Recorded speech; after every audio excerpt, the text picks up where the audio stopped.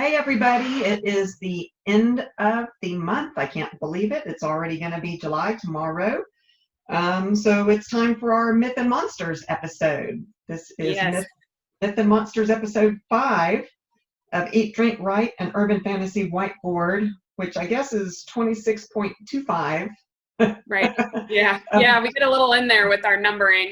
Yeah, so we'll just go with Myth and Monsters episode 5. And we'll just jump right into it. And Taylor, you go first. Okie dokie. So I'm doing something called a Draugr. It's Nordic, so like the actual pronunciation is something I'm not really gonna try. I'm gonna stick with Draugr and just be very American. So what it is it's an undead creature from Norse mythology. The Old Norse meanings kind of go back to, the word revenant, undead man, or a ghost. So they're reanimated corpses.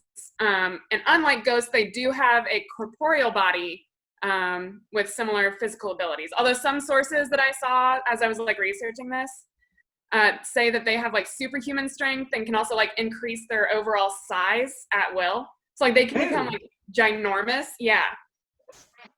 Which to me just sounds horrifying. Like a giant, dead, reanimated corpse.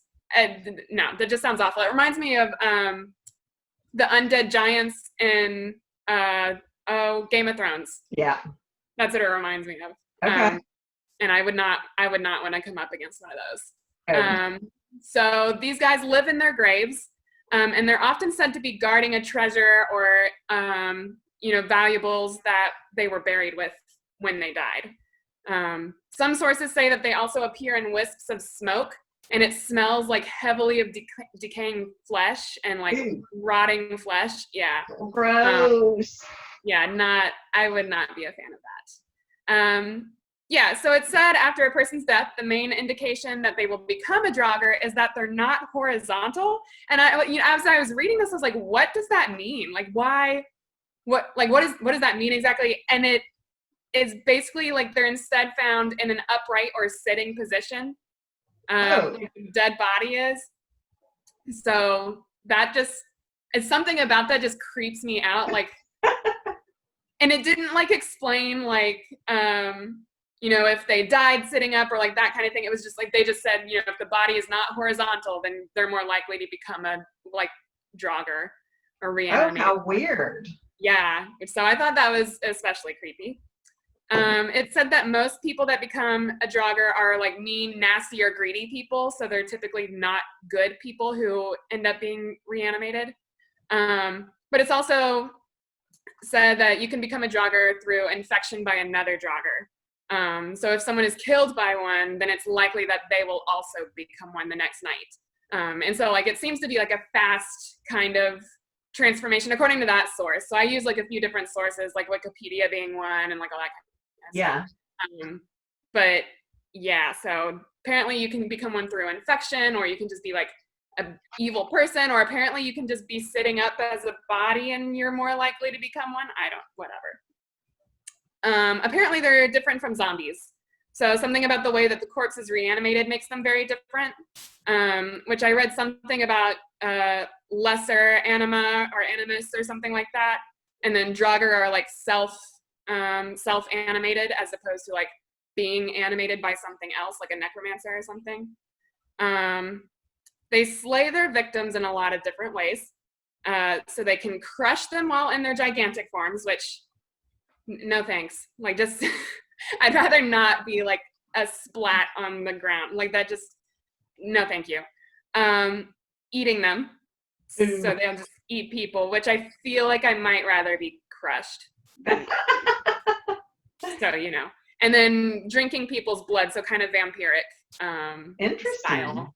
Yeah, interesting. And I'm not a fan of any of those things. I don't want to come across a mishmash though of all the different legends that are out there, right? Giants, cannibals, vampires, and then vampires, zombies, right? Yeah, no, super interesting. Which is why I wanted to cover them, because I've seen them in a bunch of different things, which I'll go over that in a second. apparently any animals that scavenge nearby the grave of an active Draugr go mad due to the lingering presence of evil power given off by them. So any animal that's like trying to find, I don't know, nibbling on the grass, whatever, but they're gonna go crazy just because of the Draugr's presence.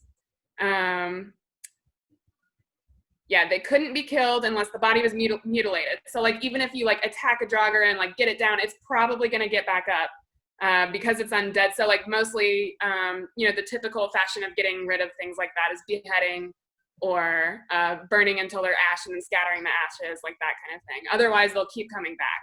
Oh, Lord. Yeah, not a fan. And then to keep the dead from rising as a Draugr, they used scissors and they placed them like on their chests along with like, and I'm assuming that they use like the scissors in the chest, like to pin them down is my thought. Okay. Along with like bits of twigs hidden in their clothing. And I don't know if that has to do with, like their beliefs about, that kind of thing. I'm not sure. I didn't go too into depth with that while I was doing this research, but I thought it was pretty interesting. Yeah. Also, their big toes were tied together and needles were driven deep into their feet so that they couldn't walk if they got up again once they died. Wow. Which, I'm not a fan of that either. I'd rather just be cremated. Like let's just go ahead and do that from the beginning and not worry about it. How did they come up with this as a solution? Let's stick scissors and pins in their toes and tie their toes together. What? Right. I guess they figure you can't walk if your toes are tied together. So like, it's not going to get up and come and get you. And maybe they, I don't know. I have no idea. But that seems to be that. So yeah. So Draugr are big in video games. So they are in video games in like Skyrim. They've been used in God of War. There are also similarities to the Barrow-wights in Tolkien's Lord of the Rings works. Yeah. Yeah. And then they're also used in a lot of fairy tales. And then fun fact, apparently there's an exoplanet that has been named Draugr, and it sounds like a place I would never want to go just because they named it that. Wow. So yeah, those are Draugrs. Oh, there's lots of use for those in urban fantasy books. Absolutely. For sure. Yeah. Absolutely. Because do you remember that that work that I was working on a while ago where the main character was a revenant? Yes. Yeah, kind of the same idea. So like, and that's one of the other meanings of the word Draugr is like revenant or undead man or whatever. So yeah, I was thinking if you wanted to bring back a bunch of them, you just make sure you kill people that are sitting up. Wow. But if you can't control them because they're self-animating, not animated by someone else, they might kill whoever does that. Right. Yeah. Yeah. Because it sounds like zombies are more like, they are animated by something else as opposed to self-Draugrs, which are like in control of themselves and are more about, I'm going to protect my stash of goods that were buried with me and also kill some people. Did you read that they have any kind of mental acknowledgement of being alive, or are they just beasts that run around and eat things? Yeah, I didn't see anything about that. Everything talked about, they live in their graves and, they'll eat people or they kill people or go after people, that kind of thing. And then there was a lot of stuff about like how to keep them from coming back. Mm-hmm. But I didn't see anything about whether or not they're like self-aware or like whether they, would choose to come back as a Draugr or like that kind of thing. It was more like, they're just kind of there. That's interesting. I can see lots of uses for that. I think so too. Story. That's cool. Good one. I had never heard of those. I haven't played any of those video games, so I didn't know about those. Well, I'm going to do a story that is, everybody knows this story, but I've always been fascinated and wanted to know the details, so I thought I would look it up.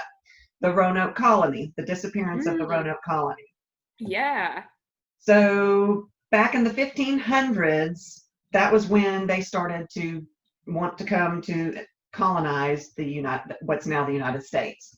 So there were 3 actual colonies that were the Roanoke Colony. The first one came, but that was just people that were sent there to map the area out and get the lay of the land, and then they went back. And then the second group that came over they were supposed to be settlers there, but they had a really hard time. They had dwindling food supplies, attacks from Indians. And so in 1586, they returned back to England with Sir Francis Drake on his boat. So they didn't even stay. They were having such a hard time. It's the third one is the one that disappeared. So August of 1587, this third group of about 115 English settlers arrived on Roanoke Island off the coast of what is now North Carolina. So John White was named the governor of the new colony. And as time went on, he went back to England in order to gather more supplies. And he left behind his wife and daughter and his granddaughter, which Virginia Dare, you may have heard of her. It sounds familiar, but like I don't know. Yeah. She's the first child, the first English child born on the New World. Oh, gotcha. Yeah. So he left them all behind and went back to England to go and get new supplies. Unfortunately, this was the time of the Spanish War. And so the Queen was taking all of the ships that were available to fight this war. And so he couldn't get back to his colony for 3 years. So he returns back in August of 1590, and there's nothing left of the campsite is just deserted. There's nothing. The only thing that is there is the words Croatoan, which were carved into the fort's gatepost, and Crow, C-R-O, which was etched into a tree. But no trace of the inhabitants, no evidence of violence, no bodies laying around, no bone, nothing. They just disappeared into thin air. Yeah. So back then, there was an island, which is now Hatteras Island, that was called Croatoan Island. And so he's like, well, obviously, they've moved to Croatoan Island.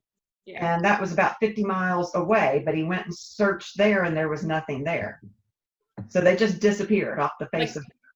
No sign of them at all on that island either? Like there was nothing there to suggest that they went there, or were there people there at all? Like not even just the colonists, but like other people? No, and when he came back, you would have thought if the family had gone to live with Indians or whatever because they were struggling so badly, that when he got home, they would have said, oh, here we are. Right. Nothing. Absolutely nothing. So they just disappeared. So there's lots of hypotheses about what this was.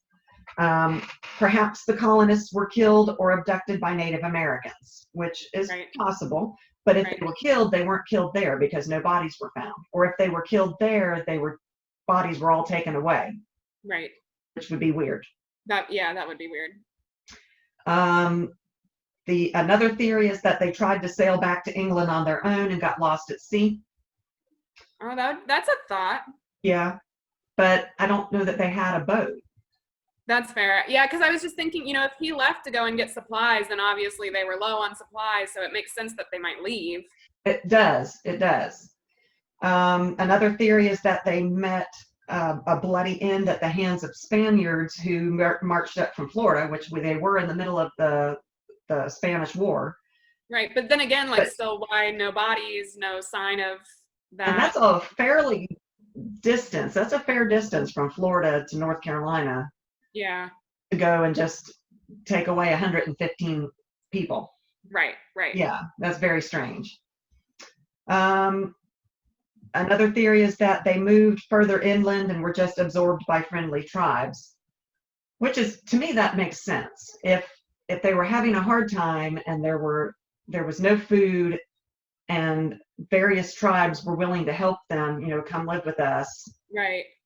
Now, that theory, they say, isn't really likely because they would have had to splinter into a whole bunch of different groups because the people that they had were bigger than some of the tribes themselves. Yeah. And so a tribe couldn't assimilate an extra 100 people.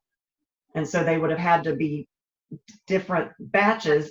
And not all the Indians or American natives were friendly. So the chances of all 100 people finding, oh, we're going to go live with these and we're going to go, because the American Indians also had tensions and wars between themselves. So it's not like they would just friendly say, oh yeah, you can come live with us and you can go live with them. They didn't have that kind of network going at Right. that time. But recently-ish, back in 1937, recent as opposed to 1587, Uh-huh. a 21-pound stone that was engraved with strange markings was found by a California man driving in coastal North Carolina. Okay. These have been come to known as the Dare Stones. And what they had on them was an alleged letter engraved into the stone from John White's daughter. Oh. And it purports to say that Virginia, which is the granddaughter, went hence unto heaven in 1591. And it's written into 16th century English, and it says, Father, soon after you go for England, we came hither. It notes on the reverse side of the stone, adding that only misery and wear resulted in the death of more than half of the settlers.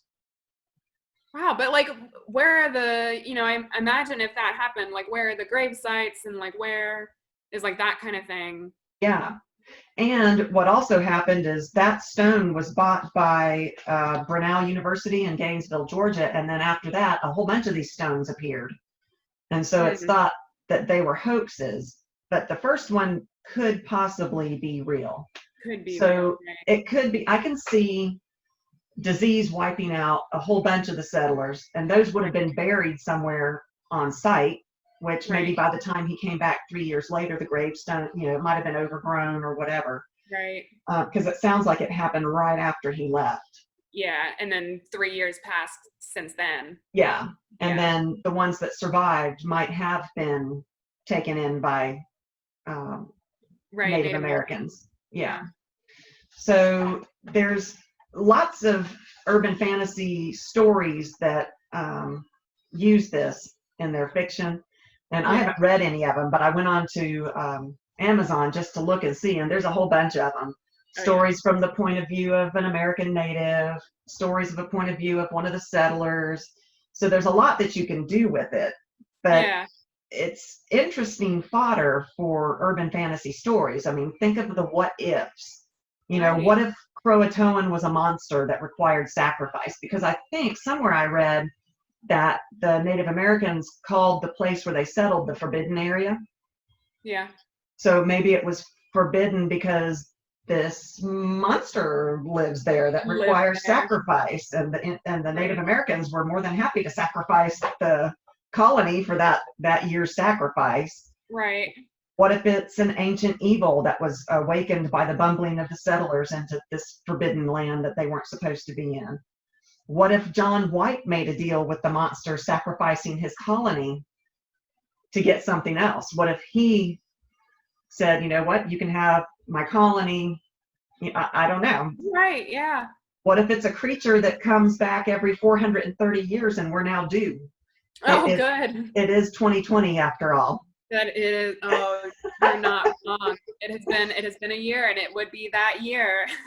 So North Carolina, be aware, you might have a Croatoan monster coming to get you this year. Good. But isn't that interesting? That is super interesting. Wasn't there a Supernatural episode that dealt with that too? I think there was, actually. I don't have it written down here. Yeah, but I think there was. I feel like Croatoan was a demon or something like that came and took all the people, and then like always left his name carved into something of the places where he like took everybody from. See, that's a perfect urban fantasy story right there. Yeah. No, super interesting. Yeah. That's really cool. I actually didn't know about the engraved stones. It'd be interesting if that first one was real. Because it kind of sounds like, oh yeah, maybe like disease took them, and like so she was like carving this thing, and she doesn't know when her father's gonna come back, and so this is the best way to make a letter last is to carve. Yeah, but wouldn't she have done that and left it in the settlement for him to find, like, in the main cabin, wherever they, council hall, whatever? Like make it obvious where it is. Yeah. And why carve Croatoan into the, there's That's other true. ways to leave information. Yeah. Right. I mean, because like if anything, they could have carved that letter into where they carved Croatoan too. Yeah. So. Yeah, we're going to Croatoa, or we're going, Right. Right. Like anything other than just Croatoan or Crow, like whatever, Yeah. Very fascinating. It is fascinating. I love thinking about those kinds of things, which, because like, I love mysteries, I guess is what I'm trying to say. Like unsolved mysteries are some of my favorite things because it just, like you said, it makes you think about like, well, what if this and what if that? And it's just so much fun. Plus writing it into books is fun. I love, watching the news and you see a chase scene going down the highway and I'm thinking, what if he's running from a demon who, or he's trying to get to somewhere to save his family from a demon, and that's why he's running and he can't stop and he can't tell the cops because they'll think he's crazy. Right. But, I love to watch the news and think, what if? Yeah. Yeah, it's fun. No, it's the best. And I feel like those, vanishing stories are some of the best ones to be like, oh, well, what if? Kind of thing. There's a lot of those out there as I was looking for something to talk about this time. So I'll probably do more of those vanishing ones at some point. I like the ones, there's one, and you can cover this one probably at some point, where people vanished off a boat and like food was left like in mid-meal like kind of type situation. Half-eaten food. That one a lot of those are bound to the Bermuda Triangle. Oh, interesting.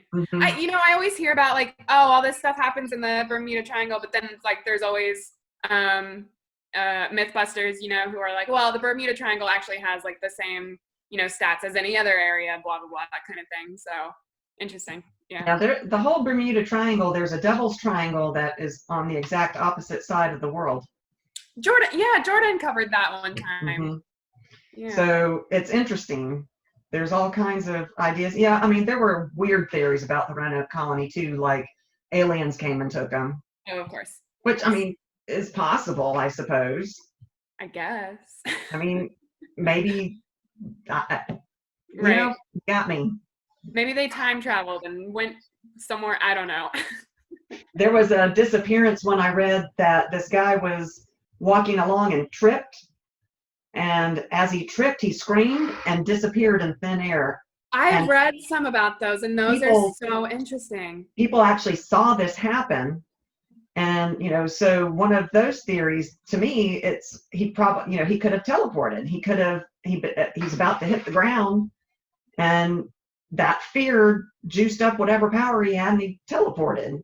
I wish I had that power for when I fell at Dragon Con and busted my nose. Oh, well, but then I don't think that guy ever came back, though, right? That's true. I don't want to go away wherever he went and never come back. So I think I'd take a broken nose over disappearing forever. But that's all we've got for this month's Myth and Monsters. If there's anything that you all want us to tell you about or research, we'll be glad to do it. Just let us know. Absolutely.